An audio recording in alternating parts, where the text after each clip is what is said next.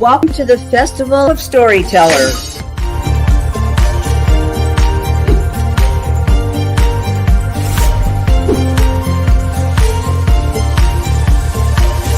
I thank everybody that's involved with this process because we know writers need readers and writers need publishers.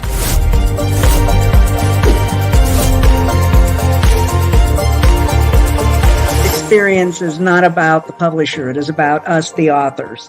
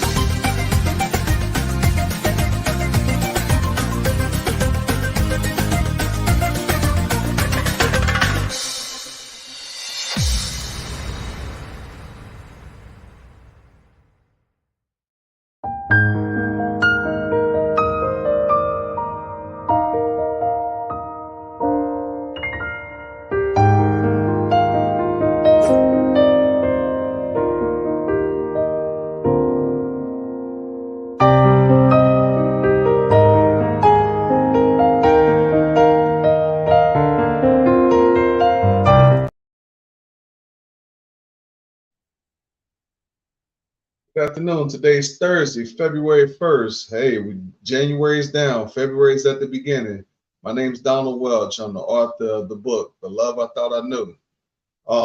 Excuse me. Yesterday, we kind of finished off with The Love I Thought I Knew. You know, we can recap some, and then I start getting into some of my other books that I want to kind of introduce to people. The book I was talking about yesterday, My Lost Identity, kind of went through the story, gave a brief synopsis of it, and kind of got towards the end of it. And, you know, the concept behind My Lost Identity was, you know, you have a child that's, you know, in the system, you know, just like you see nowadays, you know, you have kids that's in foster care, you have kids that's, you know, in adoption agency or any other agency that's out there that's caring for kids that don't have a family or parents and stuff like that. So basically with My Lost Identity, kids kind of get, you know, as they would say, lost in the system, because once they're owned by the system, it's like now, you know, they're going through the journey of trying to basically find themselves, even though that they already have an established identity. It's just haven't really been identified because they're not, quote unquote, assigned to a family. You know, even though you have your own identity, people really don't recognize their identity unless they are with family. So that's basically with My Lost Identity. It's like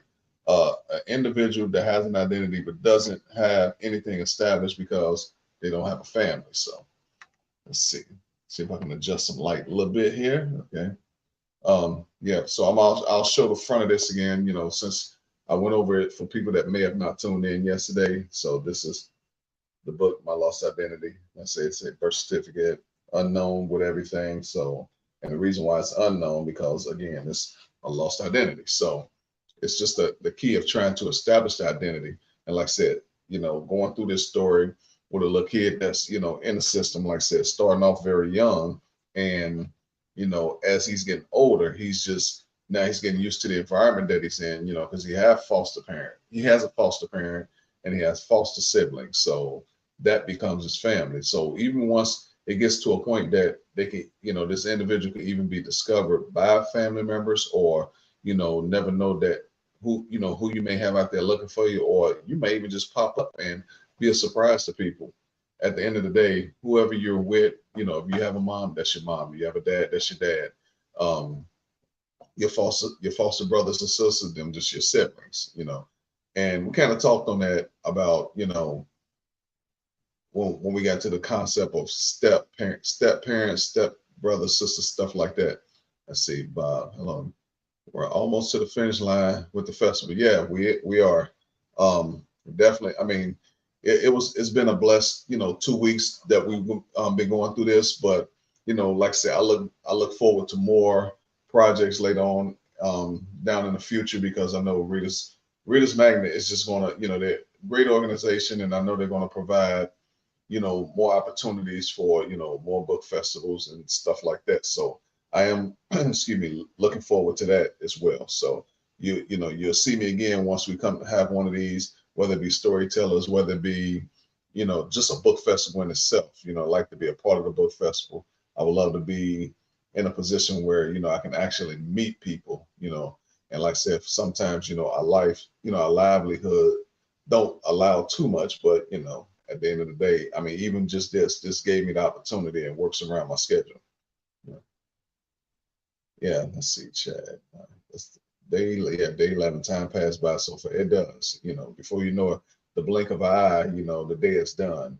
And like I said, with these sessions, only being 30 minutes, 30 minutes seems like a long time, but once you get started, that 30 minutes go quick. So, I mean, one thing I will say is, I mean, I've appreciated the time, just to have the time, and I try to take advantage of the opportunity that, where I could possibly get as much out as I can. And, I would love to talk more about the books. I would love to answer questions, answer to the comments and stuff like that. But, like I said, at the end of the day, this is a fun journey, because even though I may not get all the story out, you can kind of get a gist of some of the stuff that I've said, and, kind of get your own continuation of, okay, what is this about? Okay, I got an idea of where he's going with this and stuff like that. I try to be as, open and straightforward with it, and kind of give you like a broad perspective of what it is I may be writing about. Let's see, John. Nice to see. Okay, nice to see you. I'm glad you joined in, John. Thanks for joining us. One thing I can say about, somebody asked me a long time ago, and actually was one of my colleagues that I was in the military with, was, the fact that I was in the culinary field, out of all the books that I'm writing, he was, fascinated with the fact that I started writing these books, self-help and, stories that we follow. He asked me, he said, why haven't I never written a cookbook? And a funny thing about that is I actually did start a cookbook. Of course, it's a project in itself, because one thing about cookbooks, I can, do a cookbook, you can put recipes, and people, follow along the recipe, and you should be good. In some cases, it just depends on what it is that you put in there. Some of the stuff that I could put in a cookbook, I like to, put things in there. Some things people probably never heard of, like, oh, that sounds interesting. But the key to that is, when you put stuff like that in there, you gotta make sure you have like pictures and stuff like that. So that's a project in itself. Okay. CJ. So yeah, I think a cookbook will be a nice idea. Yeah. So I mean, that I will say this, that doing a cookbook is in the future. Like I said, some projects take longer than others. One project that I will share, I mean, I'm working on this. It's going to take me a while. I am looking at doing a documentary on my mom. My mom passed back in 2018 of cancer. And she passed like 3 days before her birthday. And the one thing I can definitely say when it came to my mom, we were talking, and when she brought it to my attention that, she had cancer, her attitude was, okay, now I got it, time to fight it. I'm not going to let it get me down. I'm going to beat this. She just had that upbeat attitude. And the fact that she had an upbeat attitude, it was like, in the back of your mind, you say to yourself, how can you be so calm? How can you, look at things so positive? One thing my mother always taught me, she said, things in life is not as bad as it may seem. You may have your gloomy days, but the thing about it is, one thing about a gloomy day, which we look at a gloomy day as like a rainy day. One thing about a rainy day, it's going to stop raining, eventually. And then guess what? The sunshine comes out. So people always look for sunshine, especially when it rains, you look for sunshine. If it's mud, you want the sunshine to dry up the mud, and her definition was, when I get the sunshine, there's a brighter day. I mean, I couldn't even challenge that. So I'm in total agreement with her. Let's see, Rosemary. 30 minutes can be quite short sometimes, especially when you get going with the topics. Yeah, time is limited. It is. Time is limited, but I mean, we take advantage of the time. We try to get as much in with the little time that we may have. I mean, it's kind of like life itself, life, whether it be love, some of the topics we talk about, love, you know, time can go by, 1 minute you in love, next minute you question, do I still love that person the way I used to? Because there are things that happen as life, as life goes along. But at the same time, you won't, like, when it comes to falling in love or stuff like that, we all want that time to stand still, because we always want that feeling. But there's so many things in life that we go through, the challenges that we face, that kind of challenges your level of love. Okay, not saying that you can love somebody unconditionally. It don't mean that you stop loving them unconditionally. It's just things that's going to come along in their life where it may affect you in some way, shape, or form. Doesn't mean that that person don't love you unconditionally. It's just one of those challenges in life. I look at, like, with my lost identity. Yeah, this kid had challenges in life that a lot of people don't wish that on anybody, because you live your life, you're a kid, you're growing up, you're starting to learn things. Now all of a sudden, when you really get discovered on what your real identity is, now it's almost like starting life over again. So now you got things you got to learn, who your relatives are, and some of the things, some of the traits, your history, and you're going through meeting people all over again. So, but like I said, life itself is just a challenge, And let me see, I grabbed one of my other books. I know I discussed, hiding my unhappiness. Discussed a little over that. One of the projects that one of the books that I never really got a chance to go through. This was like the last one that I released. Excuse me, I'm reaching for the books over here. I'm sitting on the shelf right here. I wanted to touch a little bit on this book as well. Like I said, this one here, it kind of you can kind of follow along with it. First, when you look at the image on the front of the cover, the name of this book, A Dad's Unexpected Battle. So kind of like you can piece the puzzle together. You got the little girl, you got the halo, and then right up under the dad, you got the broken heart. Okay. Of course, she has a picture of me. The image, I was looking for the ideal image to try to use to kind of like, to grasp the attention of people. But A Dad's Unexpected Battle. And then, like I said, for guys out there that are dads, can kind of understand when you say unexpected battle. To me, an unexpected battle is, okay, let's say you wake up in the morning and everything seems to be going great. Okay. But that's just for you. Okay. That's just for you. Now, if you are a dad, things may be going great for you. Now you got to hit the off switch on you. You got to hit that on switch on everybody that you're responsible for. Okay. Now, if once you hit that switch off for you and hit the switch on for everybody else, like I said, for a dad to have kids, the kids is, especially if you have more than one, each one is going to be some type of challenge. Okay. Let's see real quick, Zuri. Now, finding your identity may be hard sometimes, but it's always worth to know your roots and their history. I agree with you. I totally agree, because even with me, I'm not a foster child, but at the same time, like I said, learning your roots and your history. I got family members that, we working on a project all together, and we're trying to get this thing down with, people. I'm pretty sure that people have went through that motion where you're trying to put your family tree together, and there's some challenges in the road, but at the same time, we're overcoming a lot of challenges that we have faced once before. One thing I will say, we have moved further along than where we had, from when we started. So I feel that we had an accomplishment, and we still got more work to do. I will say that it's still a lot more work to do, but we are much further than where we were before when we started. So, I went from almost having no information other than the basics. And when I say basics, I'm talking about when it comes to getting the information about family, who's related to who, whose child is this, and things of that nature. Got all the basics. So all the basics was covered. So when it comes to relatives that you're related, but you're not around them, but it's gonna be things you don't know, especially when you have relatives that live in a different city, different state. Okay, let's see. Paula, I so absolutely adore the way you transform every question and comment into a learning opportunity.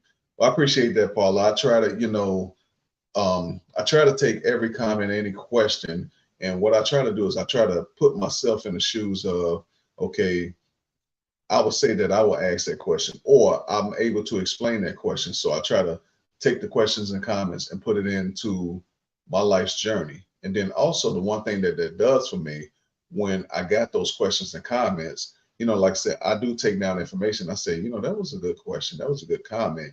And what I'll do is I'll feed onto that comment or that question. And you never know, you can come up with a short story with some of the simplest things. I mean, like you could say, what was your just right off the top of my head, it's like, what was your worst year in high school, or what was your worst year in school, period? And you can say, when I was in the fifth grade, I was bullied, or I went to school, had some new kids come to the school, because you probably going to school with kids you grew up with, then you have new kids that come into the school, and then you start learning these personalities, and it's like, man, I didn't like when I was in the fifth grade because da da da da, and there can be a number of things, and that's the one thing people can hold on to, because regardless if it's good or if it's bad, it becomes a memory. Okay. So even with memories, you could take memories and turn that into a story. Now, kind of like what I was sharing earlier, like doing a documentary on my mom. I mean, going back, starting with, before she was born. I mean, my mother was born in 1950. So even just to start off that, I can give this, but to start off that, I'm going all the way back to when my grandmother was pregnant, and some of the things that she was doing all the way up until she gave birth to my mom. And it starts off like that, then I'm going step by step. But the way I'm doing it in scenes, kind of like chapters, but I'm breaking them down into scenes. So it's like, from the time that my mother was born, so I'm doing them like in 10-year segments. So I would say from 1949 to 1960, I'm going to cover a wide variety of range from 1949 to 1960.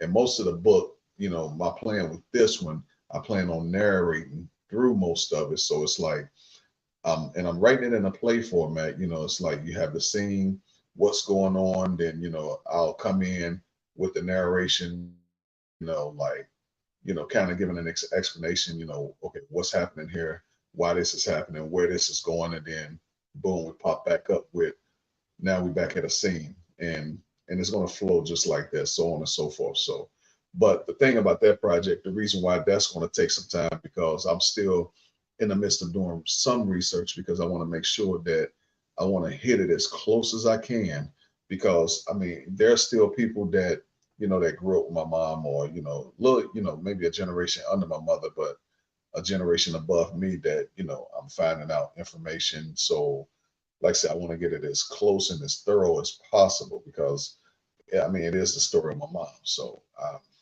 I'll be working on that. I do have a title, but like I said, I don't want to share the title, but at the same time, just giving kind of a heads up later on in the future, of many projects that you're going to see coming down the line. Okay.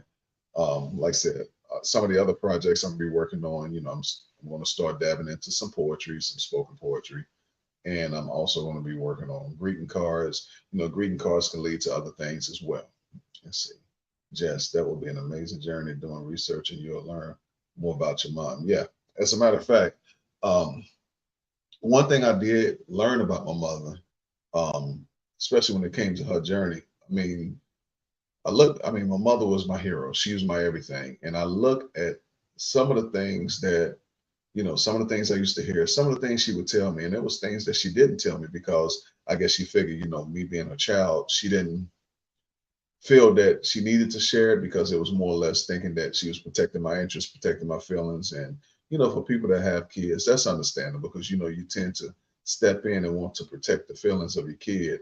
because like I used to tell my mother all the time, you know, if something's going on with you, don't keep me in the dark. Let me know, because I look at it like this. I'd rather you tell me, especially when something's wrong, because once the reality hit and I don't, you know, when I don't know and then I'm knowing at the last minute, I feel that I'm running out of time. So I think she did. She took it to heart. It took her a while to work on that, but as time went on, especially when she got her cancer diagnosed. So she called me, and I think it was a couple of times she couldn't reach me. I don't know if I wasn't deployed, but at the same time, so doing some type of military assignment where I was tied down. But you know, I got messages, hey, call me when you get a chance, got something I want to tell you.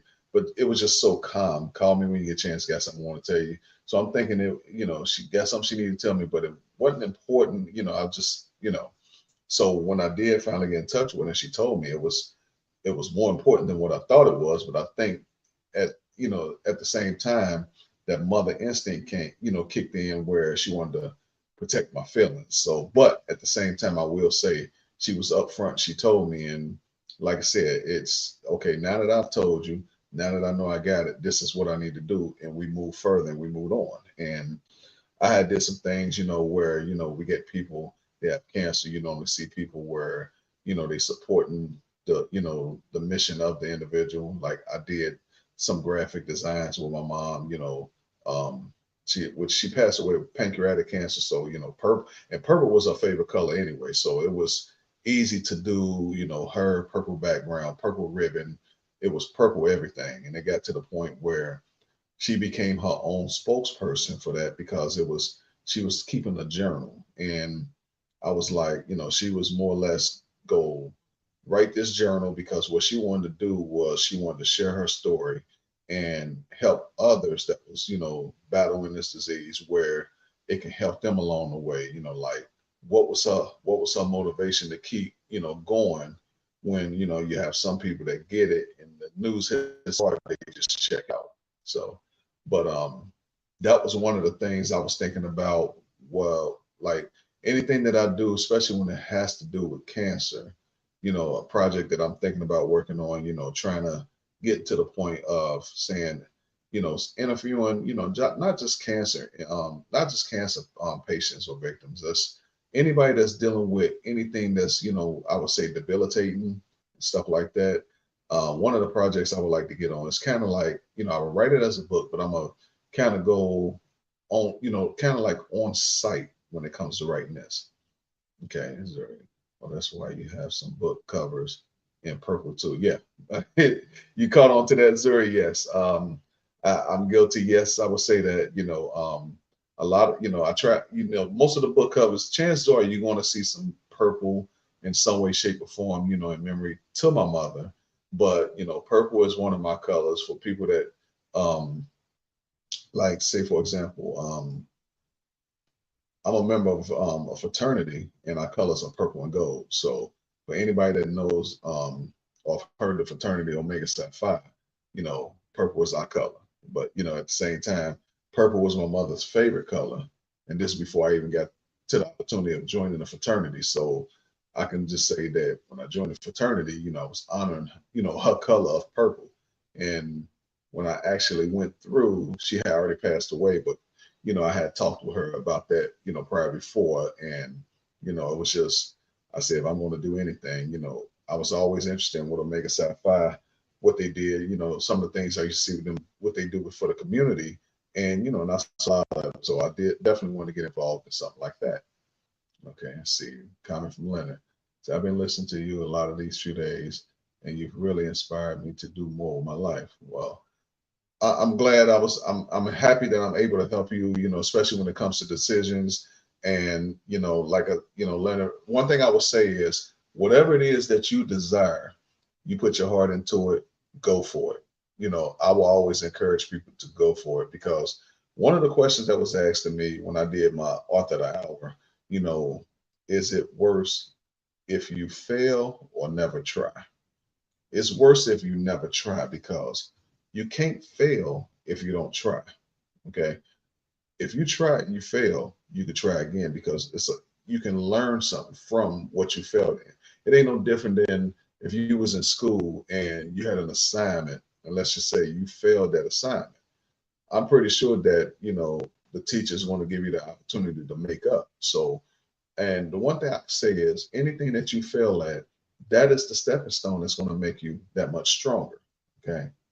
So, I mean, like I said, every day is a lesson learned. And the one thing about when it comes to learning lessons, you got to have that open mind. You know, you definitely got to have an open mind, because an open mind opens you more to be one. You said, I'm going to learn this lesson. Where did I go wrong? And then you get to say, okay, this is what I got to work on. I got to, whether it be from, I got to learn how to be humble. I got to learn how to listen more. I got to learn how to be open minded. One thing I can say, at the age I am now compared to when we was young in high school and everything, I will say that I am a whole lot more open minded with things. And, like I've mentioned before, God gives you 2 ears and 1 mouth. He wants you to listen twice as much as you talk. And I am a big listener. And that's the only way that you're going to learn. You got to listen first. Be willing to take in what you're going to receive. Let's see, never give up never give up in everything you, and always communicate. These are few things I've learned from you. Says, okay, yeah, I'm glad that that you were able to get something from that, because like I said, you don't give up, because once you get to the point, like I said, when it goes back to loving yourself, when you love yourself, right? I can just say it like this: when you love yourself, anything in the world is possible.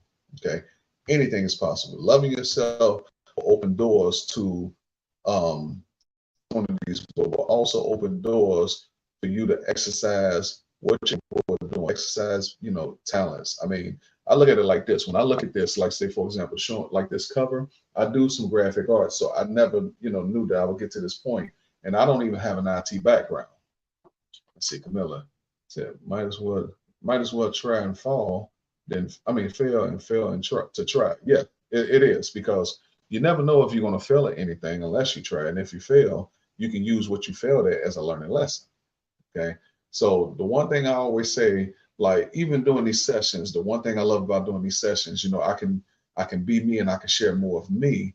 And then at the same time, the comments and questions that y'all come up with that pops up, it opens me up to another avenue.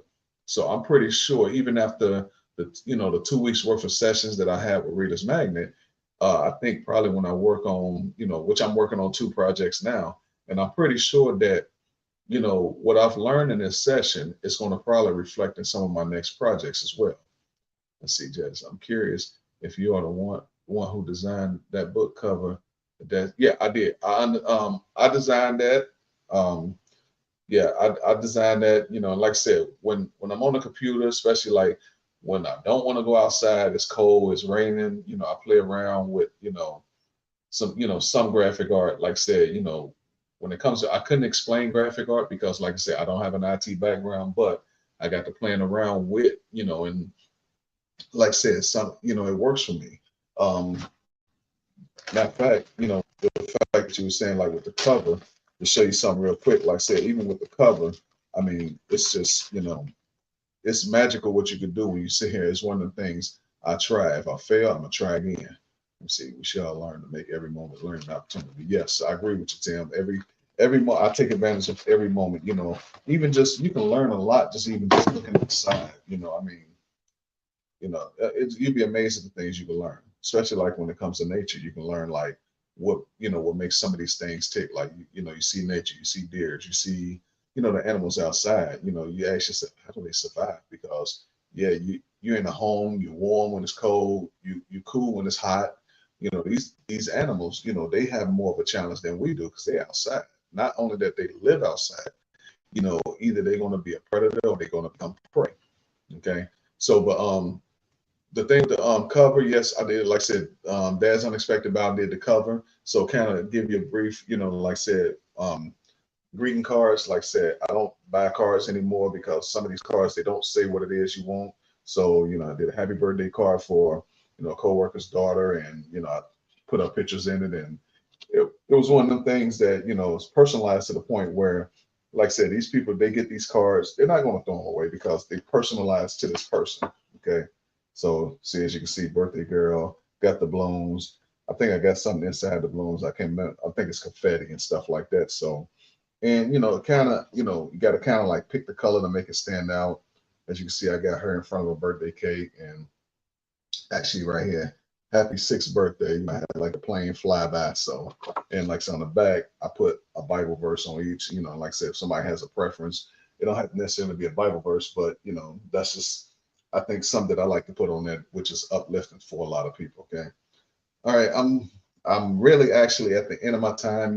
Like I said, again, 30 minutes goes quick, but I'm glad that I'm able to share as much as I can, and go over some of the the books, and even share some of the other stuff I'm doing. See, sorry, your car's unique. You can write personal. Yes, you can definitely. I mean, that's the one thing I love about doing personalized cards. And see, what the thing with the cards, people ask me. They said, well, with it being so detailed, they were like, and of course I knew the one thing that people would be concerned about is, if I'm gonna buy a card from this person, how much is the price? I said, well, what you can do is you kind of look at, when you go to the store and you're looking at a card, you're going to pay a price for the card looking nice, but it's not saying what you wanted to say. So with me, I'm one of the ones, I'm a firm believer, if you stay within that range of what people are looking for, then you get more interest. And it's not like one of these, try to get rich quick schemes, because, we all want to, hit it big one day. But at the same time, I, I'm a realist, I'll be realistic. It's like, if I want to buy something that's detailed, that's just like you want to one of these places that, I don't even know if they even exist anymore, because I don't even see it, like Kinko's. A lot of people I used to see get jobs done at Kinko's. You're paying an arm and a leg, but I mean, it's their profession. So, but that's pretty much all I can say with that. But man, I wish I can go longer, but it's about time. But tomorrow's my last day for this for the Festival of Storytellers. But I'm gonna try to get as much in as I can. I wish I can, I wish I had an hour, for my last day, but unfortunately that's not the case. So, because other authors, they have to get on and they have to share their stories as well. So, but thank y'all for joining in, and it's time for me to go cook dinner, because that's one of my passions in the military. 32 years, so I mean, still love to cook, but again, love to cook, love to write, love to design. So, but thank you for joining. I'll be in tomorrow, 5:30. It's been great. I mean, believe me, it's been great for me. So God bless. Y'all take care, and hope to see you soon tomorrow. All right. Take care.